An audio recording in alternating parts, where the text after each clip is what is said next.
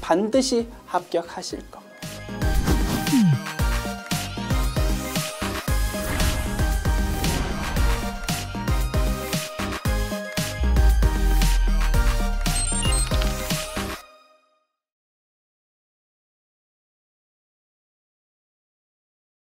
안녕하세요. 전산세무 1급 제108회 기출문제 이론편 보겠습니다. 문제 1번. 다음 중 일반 기업회계 기준의 재무제표의 작성과 표시에 대한 설명으로 틀린 것은? 이라고 물었고요. 기업회계 기준에 있는 그 길고 긴 규정을 그지 컨트롤 C, 컨트롤 V로 이렇게 지문 소개하고 있습니다. 후딱 읽어보고 뭐라고 우리가 알고 있는 핵심 키포인트 가지고 맞냐 틀리냐 판단해가지고 다 빨리 찾고 넘어가면 되는 겁니다. 1번. 자산, 부채, 자본 중 중요한 항목은 재무상태표 본문의 별도 항목으로 구분하여 표시한다. 다만 중요하지 않은 항목은 성격 또는 기능이 유사한 항목에 통합하여 표시할 수 있으며 통합할 적절한 항목이 없는 경우에는 기타 항목으로 통합할 수 있다. 맞는 말이겠다, 그지? 중요한 내용은 별도 표시, 중요하지 않다면 유사한 것과 합해서 표시할 수 있다. 2번. 자산과 부채는 원칙적으로 상계하여 표시하지 않는다. 즉 총액 기준으로 표시하는 게 원칙이다. 그지? 다만 기업이 채권과 채무를 상계할 수 있는 법적 구속력이 있는 권리를 가지고 있고 상계할 수 있는 권리가 있고 그 다음에 채권과 채무를 순액으로 결제하거나 채권과 채무를 동시에 결제할 의도가 있다면 상계해서 표시할 수 있겠지 뭐. 그지? 뭐 이런 내용도 기업회계 기준에 언급이 되어 있답니다. 3번. 정상적인 영업주기 내에 판매 소멸되거나 사용되는 재고자산과 회수 지급되는 매출채권 매입 채무 등은 보고기간 종료일로부터 1년 이내에 실현되지 않으면 유동자산, 유동부채로 분류하여 표시할 수 없다. 틀린 지문이다. 그지? 1년 기준으로 유동, 비유동 구분하는 게 원칙이지만 예외적으로 정상영업주기 내라면 그 정상영업주기가 만약에 2년이다 그러면 2년 기준으로 유동, 비유동 나눌 수도 있다고 했습니다. 그런데 설명한 내용은 정상영업주기 내인데 1년 이내가 아니면 그거는 유동으로 표시할 수 없다라고 했으니까 3번이 틀린 지문이다 이겁니다. 판단할 수 있겠지요? 정답은 3번. 나머지 4번 지문 확인합니다. 자산과 부채는 현금화 가능성이 높은 순서, 즉 유동성이 높은 순서로 배열하는 게 원칙이고 이런 거를 유동성 배열법이라고 이름 부른다. 그지?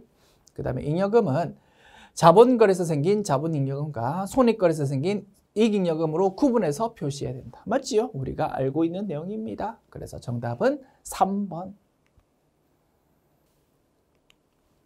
문제 2번 봅니다. 다음 중 일반 기업회계 기준상 재고자산에 대한 설명으로 가장 틀린 것은? 1번.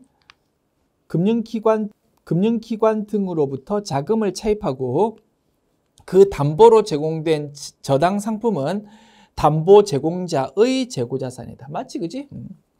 우리가 돈 빌리려고 우리가 가지고 있는 상품이라는 재고자산을 담보로 했다 이겁니다. 소유권은 여전히 우리한테 있으니까 여전히 우리 물건이다. 담보를 제공한 우리 물건이다. 맞는 내용이고요. 2번.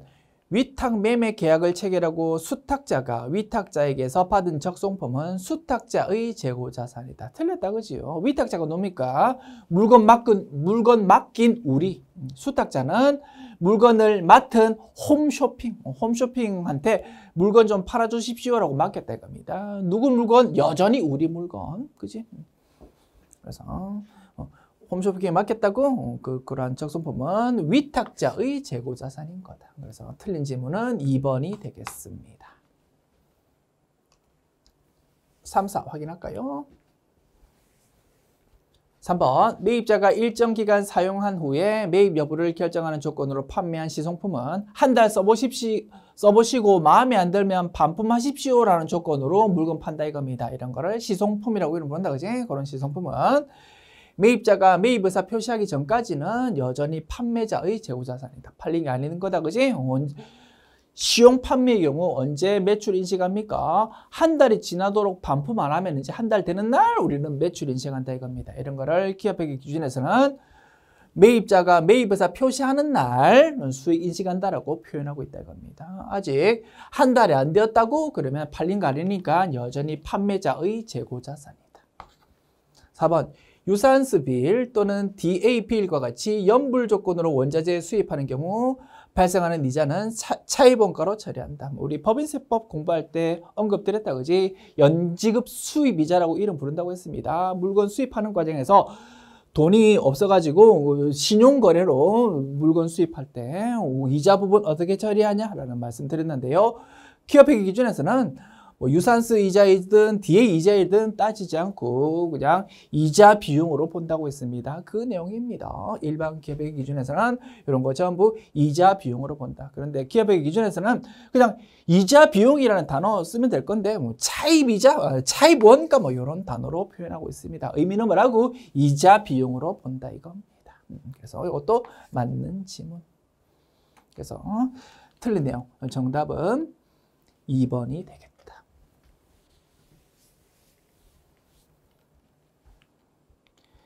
문제 3번.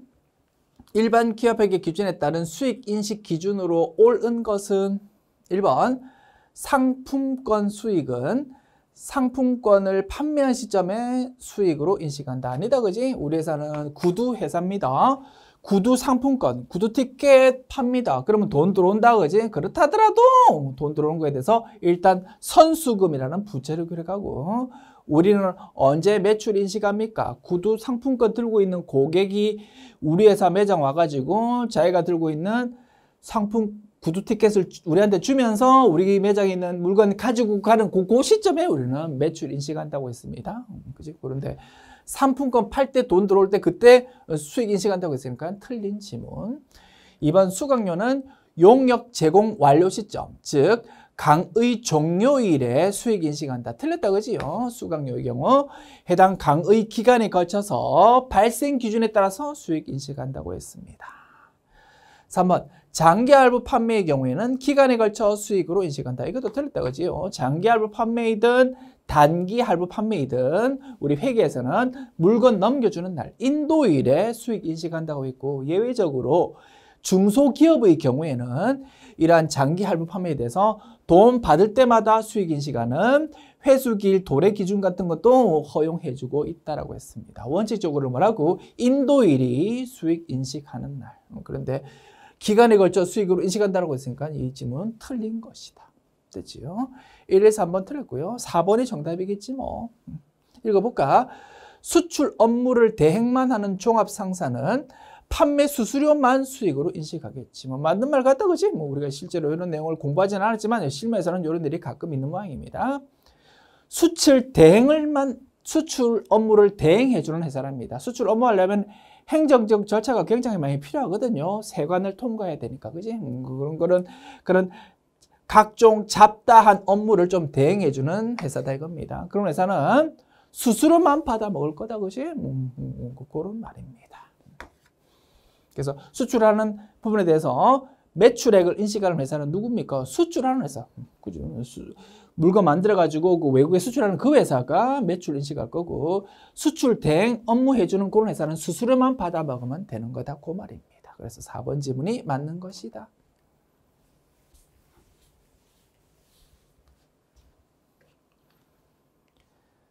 문제 4번. 다음은 기말 자본의 일부분이다.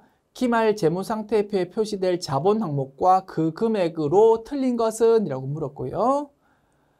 자본에 해당하는 여러 계정 과목들이 나와 있고 자본은 5가지로 나눠진다 그지? 뭐 그거에 대해서 금액이 이렇게 지문으로 제시되어 있습니다. 하나씩 바꿔볼까? 자본, 자본금, 자본 잉여금, 기타 포괄 손익 누객,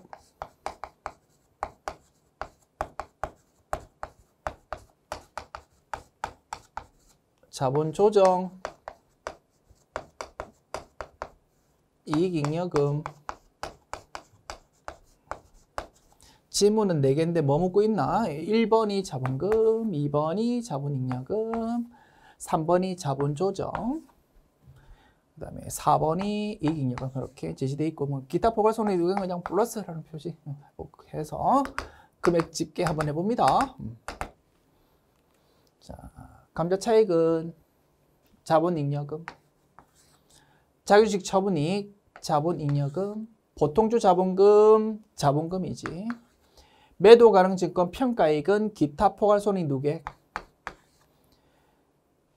이익준비금은 이익잉여금이다, 그지? 임의전입금도 이익잉여금. 우선주 자본금은 자본금. 미거부 주식배당금은 자본조정으로 분류된다고 했다, 그지? 자, 1번으로 표시된 거는 2개네. 1,500만 원. 2번으로 표시된 거는 2개네. 150만 원.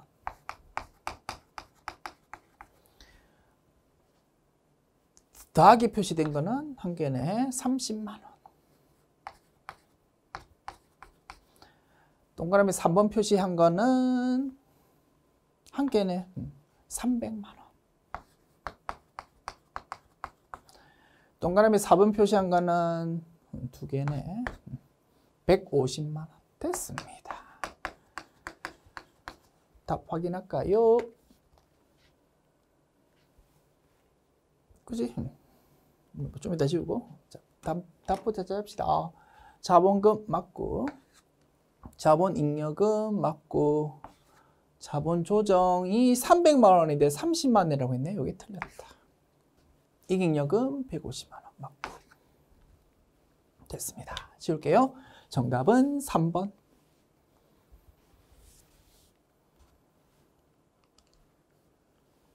문제 5번. 다음 중 부채에 대한 설명으로 가장 옳은 것은 1번 경제적 효익이 내재된 자원이 기업에 유입됨으로써 이행될 것으로 기대되는 현재의 의무이다. 부채는 남한테 진 빚이다, 그지? 부채가 있으면 돈이 나갈 겁니다. 내재된 자원이 유출되겠지. 뭐 유출을 유입으로 이렇게 단어 바꿨다 이겁니다. 유치하다, 그지? 1번 틀린 지문이고요. 맞는 지문을 찾는 문제입니다. 2번 부채 정의를 충족하고 신뢰성 있게 추정할 수 있다면 부채로 재무상태표에 기록해야 되겠다, 그지? 이런 거. 그죠? 추정할 수 있는 경우가 있을 거다. 불확실성이 있는 충당 부채라는 개념이 있지 않습니까? 충당 부채. 금액 또는 시기에 있어서 약간의 불확실성이 있다 하더라도 부채 요건 충족한다면 그거를 장부에 과감하게 재무상태표에 부채로 기록할 수 있다 이겁니다. 맞습니까? 그거를 설명하는 내용이고 맞는 내용이다. 정답은 2번. 3번. 2년 기준으로 유동부채, 비유동부채로 분류한다. 아니다, 그지? 1년 기준이 원칙이다. 4번. 당의 의무를 이행하기 위해서 자원에 유출될 가능성이 매우 높은 충당부채는 주석에 기재하는 게 아니고 장부에 부채로 회계 처리해서 재무상태표에 그냥 직접 반영시킨다 이겁니다. 맞지요? 그래서 1, 3, 4 틀렸고 2번이 맞는 내용이네. 지웁니다.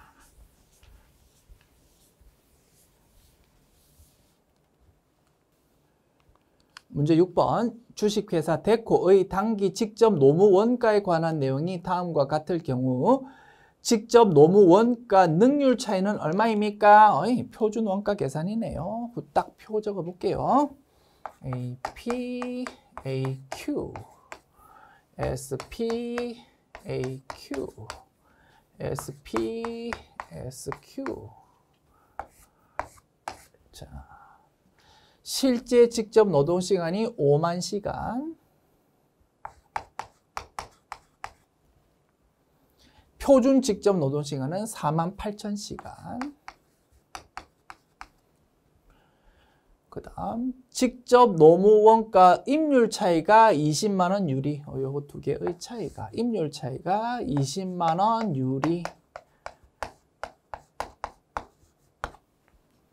실제 직접 노무 원가 발생액이 280만 원. 요거 열심히 계산하면 280만 원 나온답니다. 그러면 280만 원이 20만 원 유리한 거니까 SP 곱하기 AQ는 280만 원보다 20만 원 큰 금액 300만 원으로 계산되는 거다. 그지? 그러면 SP가 얼마인 겁니까? SP 곱하기 5만 시간 한 것이 300만 원 계산된답니다. SP는 300만 원 나누기 5만 시간 하면 시간당 60원 이렇게 계산되고요.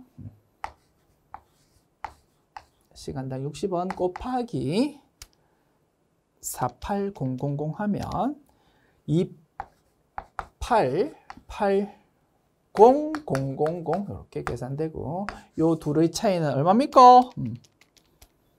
12만 원이고 여기 더 크니까 분리다. 그지? 네, 분리. 그래서 능률 차이는 12만 원 분리입니다 라고 답할 수 있겠고 정답은 2번 줍니다.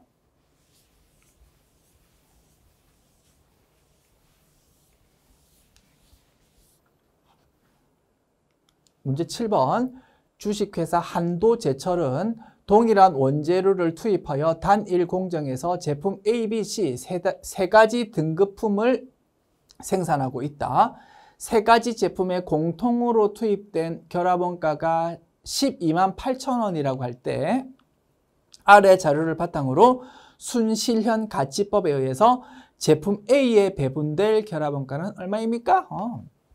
순실현 가치법, 엄밀히 따지면 순실현 가능 가치법, 그게 정확한 용어인데 뭐 순실현 가치법이라고도 이름 부른다고 했습니다. 의미는 뭐라고? 물건 최종적으로 팔아서 우리가 받을 수 있는 돈을 의미하고, 즉 200개 곱하기 1000원에다가 추가 가공할 때 드는 돈은 빼야 될 거다. 그지? 그래서 200개 곱하기 1000원 마이너스 6만 원이라는 것이 A에 대한 순실현 가능 가치다 이겁니다. 200 곱하기 1000원 20만 원이네. 거기서 6만 원 빼면 14만 원 계산되고요. B, C는 최종 단계까지 안 가고 분리점에서 그냥 팔고 끝이랍니다. 그러면 분리점에서 계산된 금액이 그냥 순실현 가능 가치구나라고 해석할 수밖에 없고, 그지? 계산하면 400 곱하기 300 하면 12만 원. 그다음에 300 곱하기 200 하면 6만 원 이렇게 계산할 수 있습니다. 요거 세 개 더하면 얼마입니까? 6만 플러스 12만 플러스 14만 하면 32만 원 계산되네. 자, 분리점까지 집계 된 결합원가가 12만 8천 원입니다. 12만 8천 원을 이제 안분해야 되는데 이렇게 비율로 안분하는데 구해야 되는 거는 A에 배분되는 금액을 계산해야 됩니다. 분모는 32만 원, 분자는 14만 원. 그지? 열심히 계산하면 얼마입니까? 자, 14만 원 나누기 32만 원 하니까 0.4375 나오고요. 그거 곱하기 12만 8천 원 하면 5만 6천 원 계산되네요. 이게 정답이다. 정답은 5만 6천 원. 정답은 3번 되겠습니다. 지웁니다.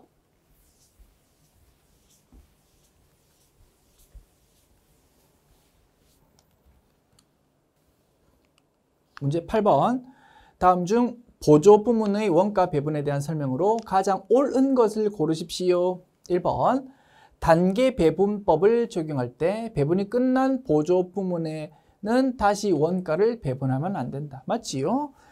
단계 배분법은 보조 부문, 서포트 부문이 A가 있고 B가 있을 때 순서를 정한다고 했습니다. A가 B한테 주는 것도 있고 B가 A한테 주는 것도 있지만 한쪽 방향만 고려한다 이겁니다. 예를 들어서 A가 B한테 주는 거 요것만 고려하고 B가 A한테 주는 거 고려 안 한다. 이렇게 순서가 딱 정해졌다면 A가 B한테 주는 것까지는 계산하는 거야. 그러면 이제 A는 배분이 끝났잖아. 그러면 B는 A한테 주는 거 이거를 전혀 고려하면 안 된다 이겁니다. 배분이 끝난 보조 부문 A한테는 절대 원가를 다시 B가 배분하면 안 된다 이거지. 그지? 그 말이 되겠고 맞는 지문이 되겠습니다. 그래서 정답은 1번입니다.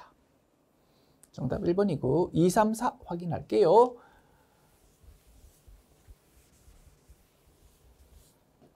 2번 제조간접 원가를 배부할 때 공장 전체 배부율을 적용하면 더욱 정확하게 보조 부문 원가를 배분할 수 있는 장점이 있다. 틀렸다 그지요?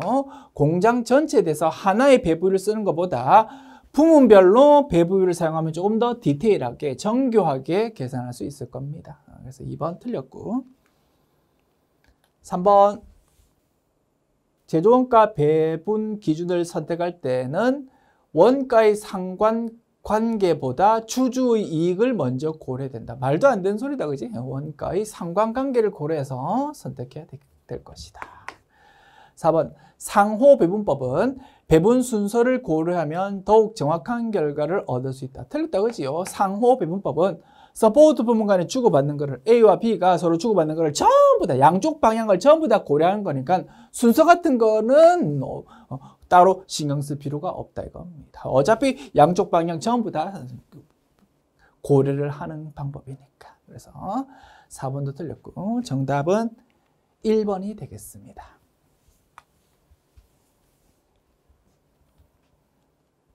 문제 9번. 다음 중 표준 원가 계산에 대한 설명으로 옳지 않은 것은 1번 예산과 실제 원가의 차이 분석을 통해서 효율적인 원가 통제의 정보를 제공한다. 그렇지? 예외에 의한 관리라고 했습니다. 2번 기말의 원가 차이를 매출 원가에서 조정할 경우 불리한 차이는 매출 원가에 플러스시키고 즉 비용을 증가시키고 유리한 차이는 매출 원가에서 차감을 하면 되겠지, 그지? 그래서 정상 개별 원가에서 배부 차이 조정하는 거 있지, 그지? 그거를 표준 원가 계산에서의 차이에서도 적용할 수 있다 이겁니다. 적용할 방법은 정상 개별 원가에서의 배부 차이하고 똑같지 뭐. 불리한 차이는 비용을 증가, 유리한 차이는 비용을 감소시키는 거다. 3번 표준 원가 계산은 기업이 연초에 수립한 계획을 수치화하여 예산 편성을 하는 기초가 된다. 뭐 맞는 말이겠지, 그지? 그러면 1에서 3번 맞으니까 4번이 틀릴 것 같습니다. 읽어봅니다. 표준 원가 계산을 선택한 경우에는 실제 원가와 상관없이 표준 원가로 계산한 재고자산 금액을 재무상태표상 금액으로 결정해야 된다. 틀렸다, 그지요? 표준 원가 계산은 회사 내부적으로 원가 통제하는 목적으로 쓰는 거고 외부 보고용 재무상태표는 실제 원가 가지고 당연히 기록해야 될 겁니다. 그래서 4번이 틀린 내용이다. 정답 4번. 문제 10번. 부산 상사는 직접 노동시간을 기준으로 제조간접원가를 예정 배부하고 있다. 당기 제조간접원가 예산 금액은 500만 원이고 실제 발생액은 520만 원이다. 예산 조업도, 즉 예정 조업도는 100만 시간이고요. 실제 조업도는 130만 시간이다. 당기 제조간접원가 배부 차이를 구해보십시오. 정상 개별 원가 계산이다. 그지? 자, 예정 배부율은 얼마입니까? 500만 원 나누기 예정 조업도 100만 시간. 그러면 시간당 5원 되겠네. 맞지요? 그 다음에 실제 조업도는요. 130만 시간. 그러면 예정 배부 금액은 얼마요? 5 곱하기 130만 하면 650만 원 계산됩니다. 이게 예정 배부액이고 그 다음에 실제 발생한 거는 520만 원이네. 차이 얼마입니까? 130만 원. 예정 배부액이 더 크다, 그지? 과대 배부. 이렇게 분석할 수 있습니다. 130만 원 과대 배부라고 적혀 있는 2번이 정답. 주입니다.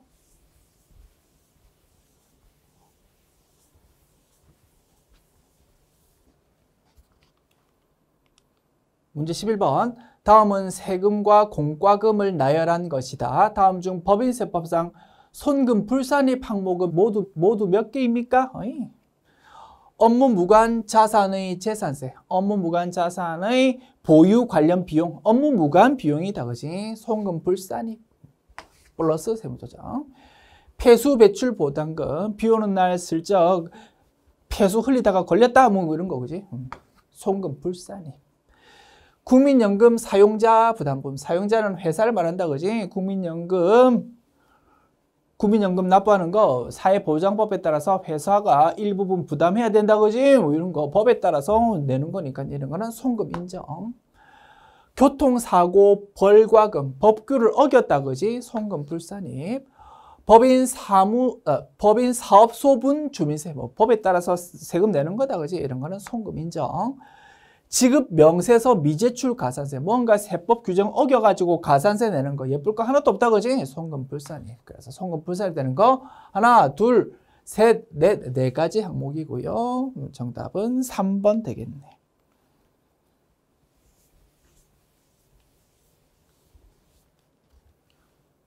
문제 12번. 다음 중 법인세법상 결손금과 2월 결손금에 대한 설명으로 가장 옳지 않은 거는 1번.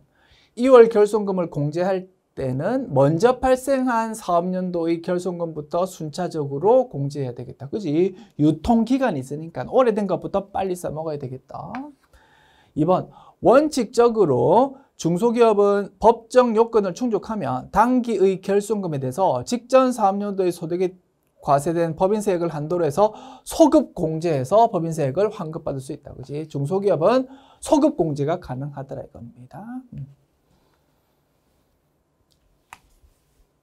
3번. 천재지변 등의 사유로 인해 장부, 기타 자료가 멸시된 경우를 제외하고는 당연도 소득금액을 추계 결정할 때는 장부 정확하게 작성 안 하고 대충 이렇게 결정하는 상황에 대해서는 원칙적으로 2월 결손금 공제할 수 없다. 그지? 그래서 1, 2, 3번 맞고요. 4번이 틀렸겠지. 4번. 2020년 이후에 개시하는 사업연도에 발생한 결손금은 10년간 2월에서 공제할 수 있다. 아니고 15년이다. 그지? 그래서 4번 지문이 틀린 내용이고 정답 4번 됐습니다.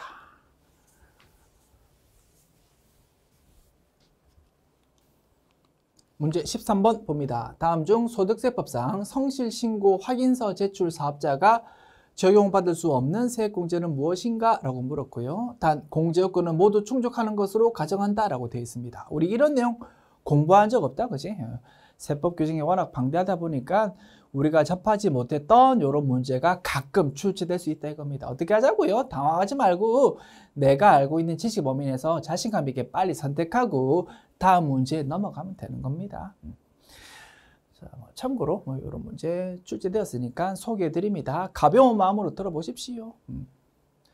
소득세법에 따르면 성실신고 확인서 제출 사업자라는 게 규정되어 있답니다. 다른 게 아니고 개인인데 사업소득이 있답니다. 사업하는 개인이다 이겁니다. 그런데 매출 규모가 엄청 크답니다. 법에서 요런 업종은 얼마, 저런 업종은 얼마, 업종별로 딱딱 규정이 되어 있거든. 그 법에서 정해져 있는 매출 규모를 초과하는 엄청 규모가 큰 개인 사업자다 이겁니다. 이런 사람들은 세금신고, 소득세라는 세금신고를 마음대로 그냥 대충 하면 안 됩니다. 아주 성실하게 해야 됩니다. 다시 말해서 대충 세금신고했다가 나중에 걸리면 그 소득세 세금신고한 세무사도 페널티 얻어먹고 그 당사자도 당연히 세법상 페널티 얻어먹습니다. 그래서 엄청 후덜덜한 규정이다 이겁니다. 법 취지는 뭐라고요? 너 개인 사업자인데 돈 많이 버네? 세금 신고, 세금 조금만 내려고 대충 신고하지 말고 성실하게 제대로 신고해라는 법 취지다 이겁니다. 그래서 성실하게 신고하려면 페널티 규정이 엄청 엄격합니다. 그런데 페널티만 잔뜩 규정하면 안 되겠다, 그지? 페널티 주는 대신 좀 혜택도 줄 필요가 있다 이겁니다. 그 내용입니다. 그래서 원래는 이런 세액공제들 근로소득이 있어야만 받을 수 있는 혜택이다. 그지? 사업소득만 있는 사람은 원래 이런 세액공제는 못 받는 거야. 의료비, 교육비, 뭐 월세 이런 거. 원래는 근로소득 없으면 못 받지만 성실신고 사업자라면 페널티가 워낙 크니까 이런 혜택을 좀 준다라고 따로 규정을 하고 있답니다. 일리 있습니까? 그거를 물어보는 거네. 그래서 이런 다양한 세액공제 중에서 의료비 세액공제, 교육비 세액공제, 월세 세액공제 이런 거 성실신고 사업자, 근로소득이 없다 하더라도 받을 수 있도록 규정하고 있답니다. 그와 달리 보장성 보험료에 대한 세액공제에 대해서는 별도 언급이 없습니다. 다시 말해서 성실신고 사업자라 하더라도 이런 세액공제는 받을 수가 없는 것이다. 됐지요? 정답은 1번. 그래서 뭐 참고로 알아두시면 좋겠다, 그지? 소득세법상 성실신고 사업자는 세금 신고 제대로 못하면 엄청 큰 페널티가 있는데 대신 혜택이 이런 게 있네. 의료비 세액공제, 교육비 세액공제, 월세 세액공제. 됐습니다.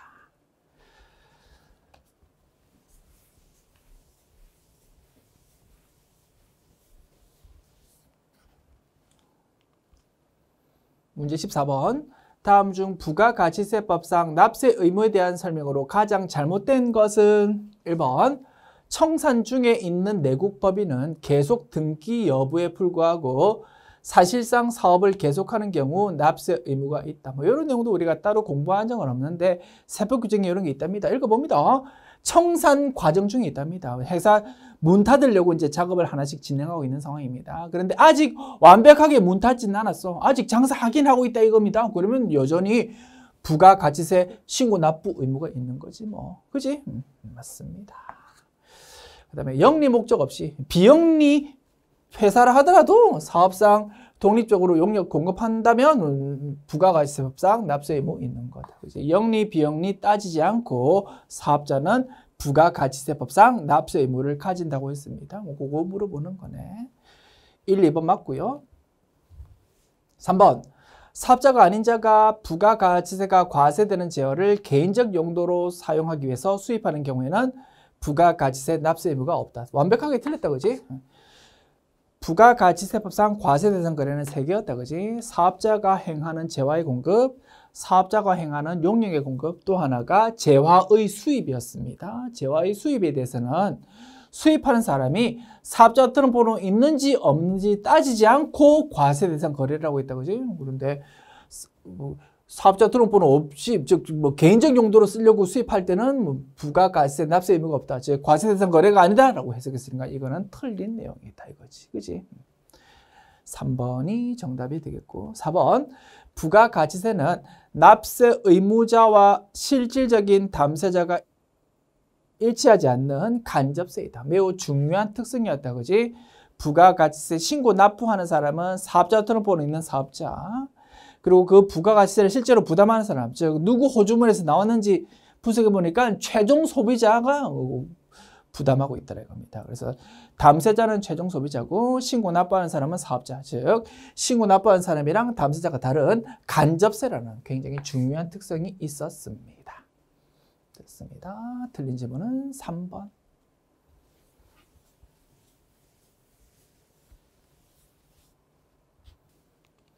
문제 15번. 다음 중 부가가치세법상 공제받지 못할 매입세액이 아닌 것은 1번.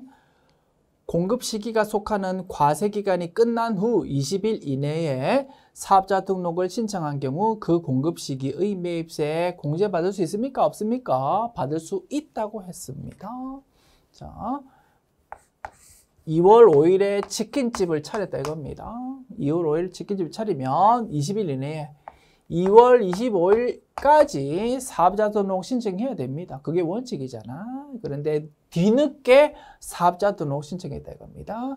과세기간이 끝나고 20일 이내, 즉 2월 5일 1기에 속한다, 그지? 1기는 1월 1일부터 6월 30일까지고 6월 30일이 지나고 20일 이내 7월 20일까지만 사업자 등록 신청하면 해당 과세기간의 기산일 1월 1일부터 출발해가지고 여기서 1월 1일부터 구입한 거 전부 다 매입세 공제해주겠다라는 규정이 있었었다 이겁니다. 기억나십니까? 그거를 물어보는 내용입니다. 공급시기 속하는 과세기간이 끝난 후 20일 이내에 사업자 등록 신청하면 늦게 신청했지만 매입세 공제해주겠다 이겁니다. 그 공급시기 매입세액을 매입세 공제해주는 거다. 묻는 게 뭡니까? 공제받지 못할 매입세액이 아닌 것, 즉 매입세 공제를 받아 먹을 수 있는 거를 찾아보십시오 라는 문제고요. 정답은 1번이 되겠습니다. 판단할 수 있겠지요. 2, 3, 4 확인합니다. 2번 업무 무관 자산 취득과 관련한 매입세. 요거는 업무 무관 지출이다. 그지? 매입세 불공제.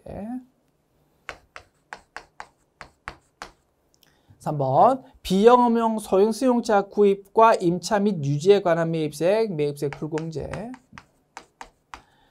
4번 건축물이 있는 토지를 취득해서 그 건축물을 철거하여 토지만 사용하는 경우 철거한 건축물의 철거 비용 관련 매입세 이런 거 매입세 불공제. 왜? 토지의 자본적 지출과 토지의 자본적 지출에 해당하기 때문에. 맞습니까? 회계 처리 뭘로 합니까? 토지라고 회계 처리한다 그지? 그래서 토지 자본적 지출에 해당하는 거다. 그래서 매입세 불공제.